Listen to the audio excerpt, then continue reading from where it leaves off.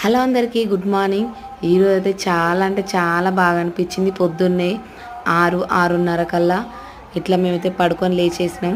అప్పటి వరకు అయితే ఇట్లా మాడవీధుల్లో అయితే తిరుపతిలో మాడవీధుల్లో ఇట్లా ఏనుగులను పట్టుకొని తీసుకొని వస్తుంటే చాలా హ్యాపీగా ఉంది. ఫస్ట్ టైం ఇట్లా రియల్గా ఆ ఏనుగుని చూసి ఏనుగు తొండంతో తలపైన ఆశీర్వాదం తీసుకోవడం చాలా బాగా అనిపించింది. నాకైతే చాలా హ్యాపీగా అనిపించింది.